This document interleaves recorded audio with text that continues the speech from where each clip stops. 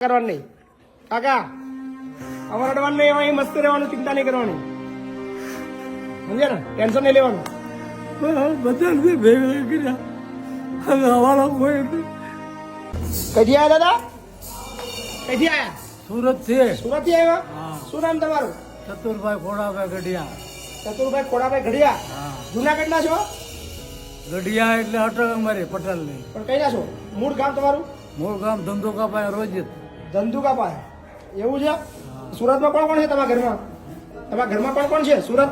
અમારા ગામમાં છોકરા છે, છોકરાની વહુ છે. એવું છે? અમારા ઘરના નથી વે વરે. અચ્છા, એટલે અહીંયા રહેવા આવ્યા?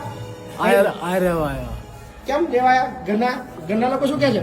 ઘરના લોકો નથી કહેતા કે, ઘરના લોકો એમ કે મેં પૈસા આપ્યા ને એટલે વારા કર્યા, વારાથી બીજાનો વારો આવ્યો એટલે લઈ જ ન ગયો.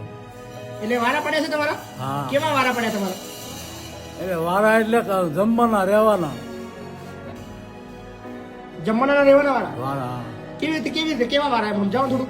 6 મહિના રહેવાના વારા પડ્યા હતા. 6 મહિના બીજા છોકરાને છે? 6 મહિના નાના ભેગો રહ્યો. હા. 6 મહિના પછી નાનો કે તમે મોટા ને ભેગો જાઓ. અચ્છા, મોટા ભેગા? હા, જાઓ એમ. હા, પછી? મેં કીધું ઈ મને ફોન કરે તો હું જાઉં, કાં લઈ જાય તો જાઉં. બરાબર, એકલા કેમ ન જઈએ? તે લઈ જ ન ગયો એટલે લઈ જ ન ગયો. પછી હું ગયો આશ્રમમાં. બરાબર.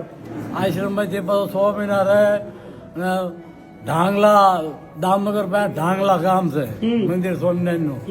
ના 18-19 મહિના રહ્યો. બરાબર. લ્યો, મંદિરોની સેવા સ્વામિનારાયણ ભગવાનની કરતો હતો. બરાબર. આરતી. પણ કોઈ ચિંતા નહીં, અહીંયા આપણે કોઈ વારા બારા નહીં પડ્યા, અહીંયા આખી જિંદગી રહેવાનું. મને કયો, મને ખબર જ છે. મને હું ભાઈ જે મને મોકલ્યો ને એ ભાઈ મને બધી વાત કરી હતી. અચ્છા, લ્યો, ચાલો, સરસ. લ્યો.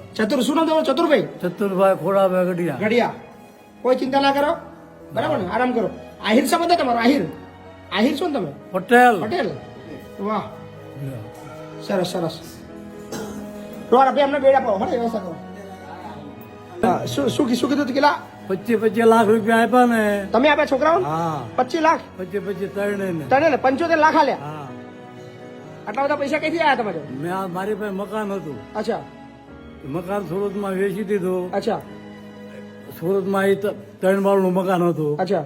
તે 2 માળમાં હેઠ ઉપર 2 મોટા રહેતા હતા. તે ગેસ ને લાઈન લેવામાં બાજ્યા. પછી એવડા ભેગો હાલે એવો નતો. પછી સમજૂતી કરીને વેચી દીધું. 3 પછી લાખ રૂપિયા આપ્યા. તમારે જો કેટલા રાખ્યા? તમારે જો રાખ્યા નહીં પૈસા? મેં રાખ્યા હતા 1.5 લાખ રૂપિયા. ખાલી 1.5 લાખ? હા. પણ આપણે કીધું પૈસા શું કરવા? 3 છોકરાઓ છે ને શું કરવા આપણે? ભાઈ પૈસા શું કરવા છે? બરાબર. આ પૈસા જ કાઢ્યો મને. બાપરે બાપરે. આ ત્રણેય મકાન લઈ લીધા? તને નવા પોતાના મકાન લીધા. હા. પણ એ બધા માગી ખાવાના લીધા છે. એવું છે? 30,000 રૂપિયા મહિને હપ્તો આવે છે. અચ્છા. 30,000 કમાય છે. 30,000 નો હપ્તો આવે છે. એકને 25,000 નો હપ્તો આવે છે.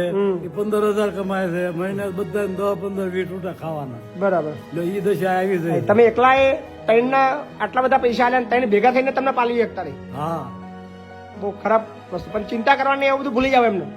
અહીંયા મોજ કરો આરામથી, બરાબર? કોઈ ચિંતા કરવાની નહીં કાકા. અમારે અડવાનું નહીં, અહીં મસ્ત રહેવાનું, ચિંતા નહીં કરવાની, સમજ્યા ને? ટેન્શન નહીં લેવાનું. બધા ભેગા કર્યા, હવે અમારા કોઈ યાદ આમાં ભૂલી જાવ, એ બધું મગજમાં કાઢી નાખો. ચલો, હા ને? મસ્ત રહો.